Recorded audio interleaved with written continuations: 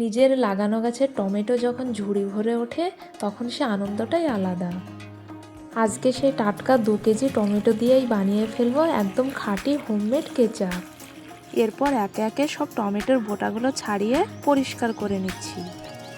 বোটা ছাড়ানো হয়ে গেলে ভালো করে ধুয়ে নিলাম।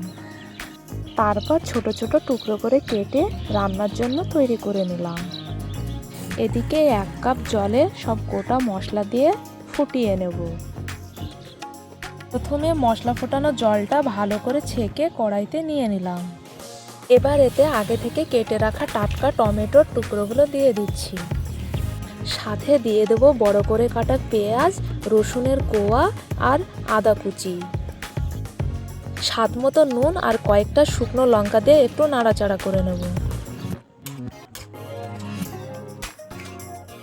সবশেষে 15 থেকে 20 মিনিটের জন্য ঢাকা দিয়ে দেব, যাতে টমেটো আর বাকি সব কিছু খুব ভালো করে সেদ্ধ হয়ে যায়।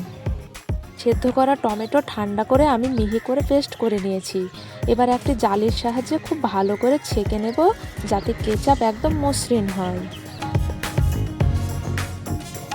দেখুন, এই ছিবড়াগুলো আমরা ফেলে দেব, তাহলেই কেচাপের টেক্সচারটা খুব সুন্দর আসবে। এবার এই মিশ্রণটার মধ্যে দিয়ে দিচ্ছি 500 গ্রাম চিনি। সাথে দিয়ে দিচ্ছি ভিনেগার আর স্বাদটা আরও বাড়ানোর জন্য সামান্য বিট নুন। এবার অনবরত নাড়তে হবে যতক্ষণ না জলটা শুকিয়ে কেচাপ ঘন হয়ে আসছে। একটা প্লেটে নিয়ে গড়িয়ে দেখুন, যদি জল আলাদা না হয়ে আসে তার মানে আমাদের কেচাপ একদম তৈরি।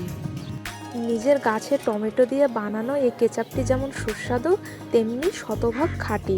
দেখলেন তো কত সহজে এটা বাড়িতেই তৈরি করা যায়। ভিডিওটি ভালো লাগলে শেয়ার করতে ভুলবেন না।